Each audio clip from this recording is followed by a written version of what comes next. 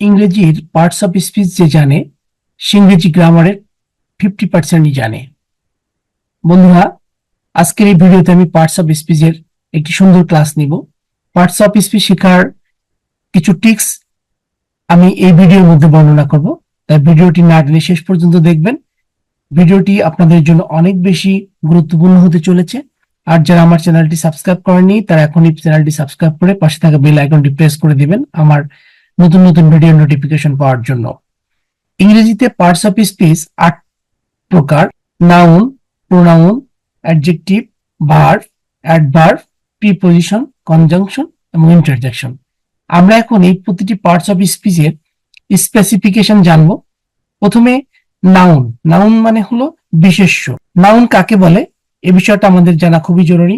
বাক্যে যে ওয়ার্ড কোনো কিছুর নাম ইন্ডিকেট করে তাকেই নাউন বলে। Walking is good for health. বাক্যে ওয়াকিং শব্দটি একটি কাজের নাম বুঝিয়েছে, তাই ওয়াকিং শব্দটা হলো নাউন। বাক্যে ভার্বের সাবজেক্ট এবং অবজেক্ট রূপে ব্যবহৃত শব্দগুলি অবশ্যই নাউন অথবা ইকুইভ্যালেন্ট টু নাউন অর্থাৎ নাউনের সমতুল্য হতে হবে। প্রিপজিশনের অবজেক্ট রূপে ব্যবহৃত ওয়ার্ডগুলো অবশ্যই নাউন বা ইকুইভ্যালেন্ট নাউন। বাক্যে ব্যবহৃত শব্দগুলোর প্রচুরক নাউন। একটি বাক্যে বহু সংখ্যক নাউন ব্যবহৃত হতে পারে, কিন্তু সাবজেক্ট এবং অবজেক্ট ব্যতীত অন্য কোনো নাউন বাক্যে ব্যবহৃত হলে উহার পূর্বে অবশ্যই প্রিপজিশন বসবে, অন্যথায় উক্ত নাউন বাক্য থেকে বিচ্ছিন্ন থাকবে, বাক্যের অংশ হিসেবে গণ্য হবে না। এদিক থেকে প্রিপজিশনকে নাউনের কানেক্টর বলা হয়। তাহলে আমরা নাউন সম্পর্কে জানলাম যে একটি বাক্যে কোনো কিছু নাম ইন্ডিকেট করবে বা কোনো কাজের নাম ইন্ডিকেট করবে এমন শব্দটি হলো নাউন। রহিম নোজ করিম। এখানে রহিম হলো সাবজেক্ট, নোজ হলো ভার্ব আর করিম হলো object. Rahim subject, saw verb, Karim object, in হলো প্রিপজিশন, দা বাস হলো noun. Rahim saw Karim in the bus. I go school. এ বাক্যে স্কুল শব্দটি সাবজেক্টও নয় অবজেক্টও নয়, বিচ্ছিন্ন শব্দ, সুতরাং প্রিপজিশন চাই। আই গো এরপর একটা প্রিপজিশন দিলে দেন স্কুল শব্দটার একটি পূর্ণাঙ্গ মিনিং আসবে। I go to school, school শব্দটি প্রিপজিশন টু দ্বারা কানেক্টেড। তাহলে আমরা শিখলাম যে যখন কোনো স্পেসিফিক শব্দ প্রিপজিশন ছাড়া থাকবে তখন সেই শব্দটি নাউন রূপে পরিগণিত হবে না। যখন ওই শব্দটি প্রিপজিশনকে ধারণ করবে দেন সেই শব্দটি নাউন হিসাবে গণ্য হবে। এটার উদাহরণ স্কুল। আই গো স্কুল যখন হলো তখন স্কুলটা ছিল বিচ্ছিন্ন শব্দ, কিন্তু আই গো টু স্কুল যখন টু এখানে বসাই দিলাম, প্রিপজিশনকে অ্যাড করে দিলাম, তখন এই স্কুলটা নাউন রূপে গণ্য হলো। এরপর আমরা শিখব সর্বনাম, প্রোনাউন। প্রোনাউনের বাংলা হলো সর্বনাম। যে সকল ওয়ার্ড নাউনের পরিবর্তে ব্যবহৃত হয় অর্থাৎ নাউনের সাবস্টিটিউট রূপে ব্যবহৃত হয় তাকে প্রোনাউন বলে। আপনারা এই সব সংজ্ঞাটি সহজভাবে মনে রাখতে পারবেন যে যে নাউনের পরিবর্তে যে শব্দটি ব্যবহৃত হয় সেটাই হলো প্রোনাউন। বাক্যে নাউন যে ভূমিকা পালন করে প্রোনাউন ও নাউনের পরিবর্তে ব্যবহৃত হয়ে ঠিক সেই ভূমিকায় পালন করে থাকে। অর্থাৎ প্রোনাউন ও কোনো ভার্বের সাবজেক্ট এবং অবজেক্ট হতে পারে। সাবজেক্ট বা অবজেক্ট না হলে উহার পূর্বেও অবশ্যই প্রিপজিশন বসাতে হবে, অন্যথায় উহা বিচ্ছিন্ন ওয়ার্ড বলে গণ্য হবে। সুতরাং নাউন ও প্রোনাউন ভিন্ন শ্রেণীর হলেও ভূমিকা পালনের প্রেক্ষিতে উহারা একই গ্রুপ এর বলে বিবেচিত। নাউন ও প্রোনাউন একে অন্যের ইকুইভ্যালেন্ট। বাংলায় দুটোকে একত্রে নামপদ বলে অভিহিত করা হয়। তাহলে আমরা এই প্রোনাউন হিসেবে জানলাম যে নাউনের পরিবর্তে যে শব্দটি ব্যবহৃত হবে সেটাই প্রোনাউন। প্রোনাউন। এরপরে আমরা শিখবো অ্যাডজেক্টিভ। অ্যাডজেক্টিভ হলো নাম বিশেষণ। তাহলে অ্যাডজেক্টিভ কাকে বলে এটা আগে জানার প্রয়োজন। যে ওয়ার্ড শুধু নাউন বা প্রোনাউনকে কোয়ালিফাই করে অর্থাৎ শুধুমাত্র নাম পদের বিশেষত্ব বা বৈশিষ্ট্য প্রকাশ করে তাকে অ্যাডজেক্টিভ বলে। একটি উদাহরণ দেখেন, give me a red pen. এখানে give me a red pen, এই রেড হলো নাউন, তাহলে অ্যাডজেক্টিভ কোনটা? পেন হলো পেন, রেড পেন। এখানে দুইটা শব্দ আছে, give me a red pen, red একটা শব্দ, পেন একটা শব্দ, তাহলে কেমন? পেন, রেড পেন, অর্থাৎ পেন হলো নাউন, এর বিশেষত্ব বা বৈশিষ্ট্য হচ্ছে রেড বা লাল, সুতরাং রেড শব্দটি অ্যাডজেক্টিভ। কিন্তু red is my favourite colour, এই বাক্যটিতে রেড শব্দটি নাউন, কারণ এখানে রেড একটি রঙের নাম রূপে ব্যবহৃত হয়েছে এবং ইজ ভার্বের সাবজেক্ট। এছাড়া মাই শব্দটিও এখানে প্রোনাউন নয়। কার ফেভারিট কালার? আমার, মানে মাই ফেভারিট কালার। কালার হলো নাউনকে পিউরিফাই করেছে বলে মাই শব্দটি এখানে অ্যাডজেক্টিভ, ফেভারিট শব্দটি অ্যাডজেক্টিভ হবে। I walk in the morning, বাক্যে walk verb. Walking is good for health, এখানে বাক্যে ওয়াকিং কিন্তু noun. The old man is walking with a walking stick, এ বাক্যের প্রথমে ওয়াকিং ভার্বটি কিন্তু দ্বিতীয় ওয়াকিং অ্যাডজেক্টিভ। কাজেই কোন ওয়ার্ডের বাহ্যিক চেহারা দেখে ওয়াকে নির্দিষ্ট পার্টস অফ স্পিচ রূপে অভিহিত করলে ভুল হবে এবং অবিচার করা হবে। ওই ওয়ার্ডটি আসলে কি ভূমিকা পালন করেছে তার উপর নির্ভর করে ওয়ার্ডটির কোন পার্টস অফ স্পিচ তা ধারণা করতে হবে। এরপরে আমরা শিখব ভার্ব। যে ওয়ার্ড দ্বারা কোনো কাজ করা বা সম্পূর্ণ হওয়া বোঝায় তাকে ভার্ব বলে। কাজ করা না বোঝালে ওয়া ভার্ব নয়। তাহলে আমরা এই সংজ্ঞা থেকে শিখলাম যে ওয়ার্ড দ্বারা কোনো কাজ হবে, সেই কাজ করা বুঝাইলে সেটা ভার্ব হবে। আদারওয়াইজ আমরা সেই ওয়ার্ডকে ভার্ব বলে গণ্য করতে পারবো না। I walk in the morning, কাজ করা অর্থাৎ হাঁটা বুঝিয়েছে। I walk in the morning মানে ওয়াক মানে হলো হাঁটা, এখানে এইটাই ওয়াকটাই হলো verb. Walking is good for health, এখানে ওয়াকিংটা কিন্তু হাঁটা না, ওয়াকিংটা একটা কাজ, এই জন্য এই ওয়াকিংটাকে হবে noun. The old man is walking with a walking stick, এখানে এই ওয়াকিংটা হলো ভার্ব আর এই ওয়াকিংটা হলো লাস্টের ওয়াকিংটা হলো অ্যাডজেক্টিভ। ভার্বের অবশ্যই একটি সাবজেক্ট থাকবে, কারণ কাজ করা বোঝাতে কেউ কাজটি করতে হবে, সুতরাং সাবজেক্ট অবশ্যই থাকতে হবে। সাবজেক্ট বিহীন ভার্ব প্রকৃত ভার্ব নয়। ব্যতিক্রমে ভার্ব ছাড়া সাবজেক্টের অস্তিত্ব নেই, কারণ কোনো কাজ না করা করে কর্তা বা সাবজেক্ট হওয়া যায় না। কাজেই সাবজেক্ট ও ভার্ব অঙ্গাঙ্গিকভাবে জড়িত, একটি অপরটি ছাড়া অচল এবং অকল্পনীয়। রেড দ্য বুক বাক্যটি রেড ফাইনাইট ভার্ব বা সমাপকী ক্রিয়া নয়, সুতরাং উহা কোনো সাবজেক্ট নেই। রিড দ্বারা এখানে পড়া কাজটি সম্পূর্ণ হওয়া বোঝানো হয়েছে। অ্যাডভার্ব বা ক্রিয়া বিশেষণ বা বিশেষণীয় বিশেষণ। তাহলে আমাদেরকে জানতে হবে অ্যাডভার্বটা কি। যে ওয়ার্ড ভার্ব, অ্যাডজেক্টিভ বা অন্য কোনো অ্যাডভার্বকে মডিফাই করে তাকে অ্যাডভার্ব বলে। যেমন Karim is a good, very good boy, এখানে বয়কে কোয়ালিফাই করেছে গুড। কেমন বয়? গুড বয়, সুতরাং গুড হলো অ্যাডজেক্টিভ। আবার কেমন গুড? ভ্যারি গুড, ভ্যারি শব্দটি গুড কে মডিফাই করেছে, সুতরাং ভ্যারি অ্যাডভার্ব। আবার হি ওয়ার্কস ভ্যারি স্লোলি, এই বাক্যে ওয়ার্ক একটা ভার্ব আর এই ভার্বকে মডিফাই করেছে স্লোলি, সুতরাং স্লোলি অ্যাডভার্ব। আবার স্লোলি অ্যাডভার্বকে মডিফাই করেছে ভ্যারি। কেমন? ধীরে, খুব ধীরে, অর্থাৎ ভ্যারি স্লোলি, সুতরাং ভ্যারি শব্দটি অ্যাডভার্ব। অ্যাডজেক্টিভ কেবলমাত্র নাউন বা প্রোনাউনকে মডিফাই করে, পক্ষান্তরে অ্যাডভার্ব মডিফাই করে ভার্ব, অ্যাডজেক্টিভ ও অন্যান্য অ্যাডভার্বকে। এই রুলসটি আপনারা মনে রাখলে অনেকগুলো বাক্য তৈরির ক্ষেত্রে অনেকগুলো স্ট্রাকচারের মধ্যে এটা একটি গুরুত্বপূর্ণ স্ট্রাকচার হিসেবে ব্যবহার করতে সক্ষম হবেন। এরপর আমরা যাব প্রিপোজিশন। প্রিপোজিশনের বাংলা হলো পদান্বয়ী অব্যয়।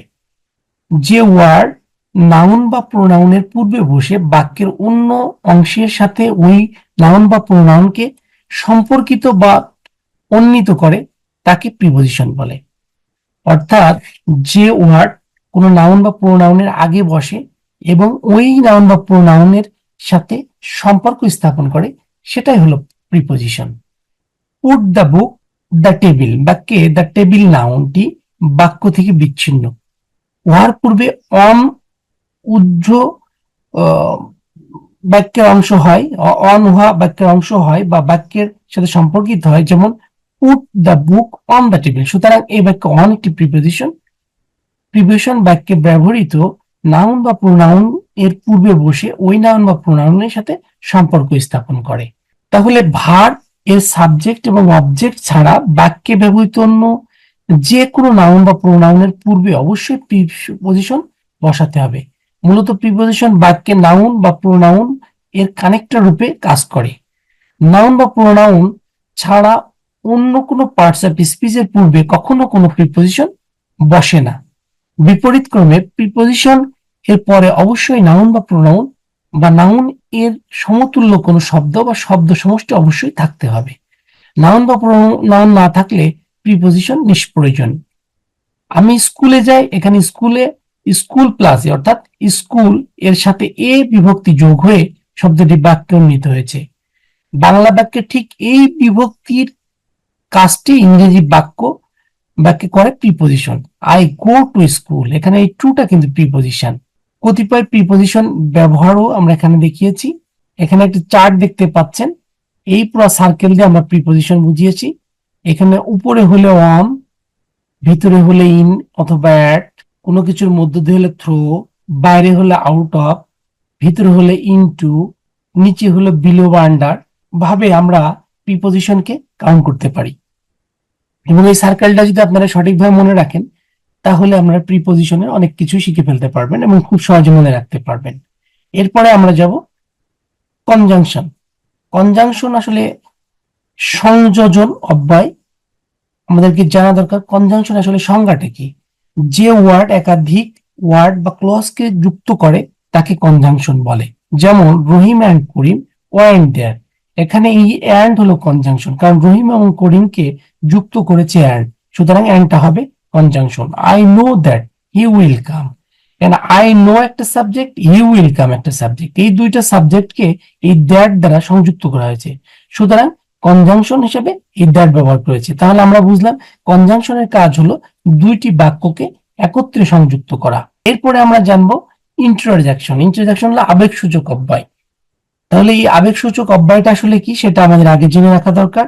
যে ওয়ার্ড মনের আবেগ প্রকাশ করে তাকে ইন্টারজেকশন বলে। ইন্টারজেকশন একটি ভিন্নধর্মী পার্টস অফ স্পিচ, অন্যান্য পার্টস অফ স্পিচের মতো বাক্যের অন্যান্য ওয়ার্ড বা অংশের সাথে ইন্টারজেকশনের প্রত্যক্ষ সম্পৃক্ততা নেই। এলাস হি ইজ ডেড, এখানে এই এলাসটা হলো ইন্টারজেকশন হিসেবে ব্যবহার করা হয়েছে, মানে বাক্যের আবেগ, মানুষের আবেগ বোঝানোর জন্য যে শব্দগুলো ব্যবহার করা হয় মূলত সেটাই হলো ইন্টারজেকশন। আবেগ বা ইমোশন হচ্ছে সাডেন চেঞ্জ অফ মাইন্ড, অর্থাৎ ইন্টারজেকশন মনের কোনো হঠাৎ পরিবর্তন অবস্থাকে ব্যক্ত করে। এই পরিবর্তিত অবস্থা আনন্দের বা দুঃখের বা যে কোনো ধরনের হতে পারে।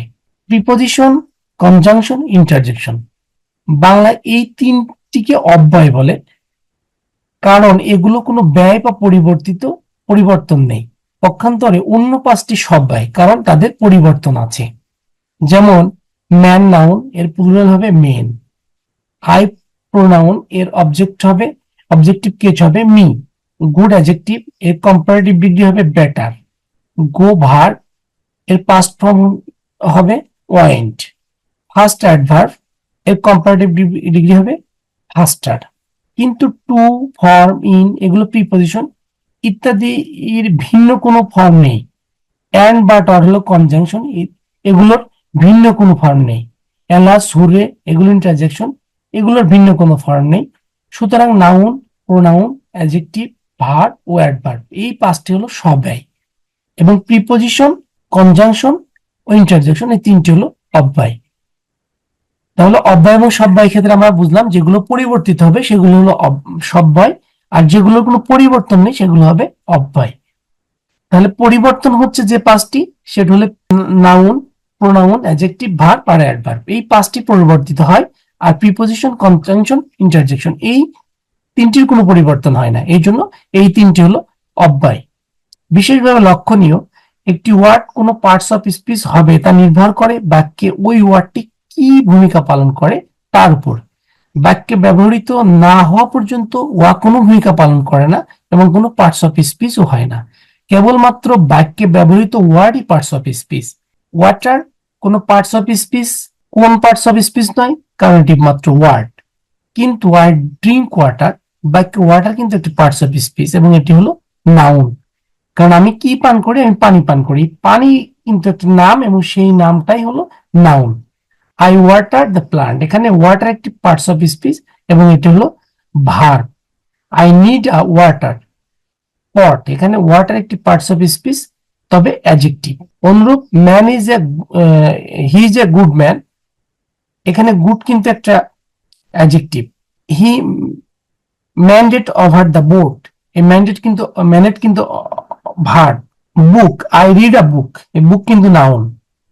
আই বুকড 2 টিকিটস, এই বুকড হলো ভার্ব, এই বুকড হলো বরাদ্দ করা। He is a book worm, সে হলো বইয়ের পোকা। এই বুক ওয়ার্মটা হলো, ওয়ার্ম হলো নাউন আর বুকটা হলো এখানে অ্যাডজেক্টিভ।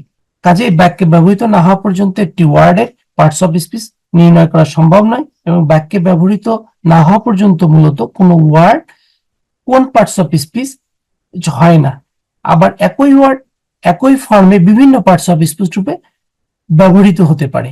আবার ওয়ার্ড ভিন্ন ফর্ম নিয়েও ভিন্ন পার্টস অফ স্পিচ রূপে ব্যবহৃত হতে পারে, যেমন ড্রাইভার কিন্তু ড্রাইভার নাউন। এরূপ প্রায় সকল ভার্বের সাথে ইয়ার সাফিক্স যোগ করে ওয়াকে নাউনে রূপান্তর করা যায়।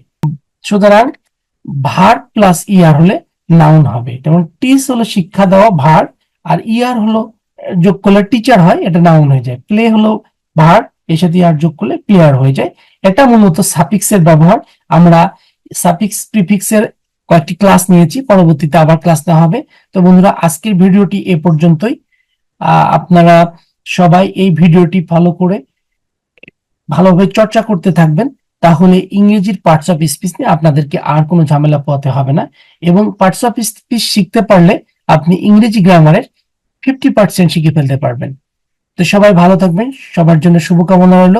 কথা হবে নতুন কোনো ভিডিওতে।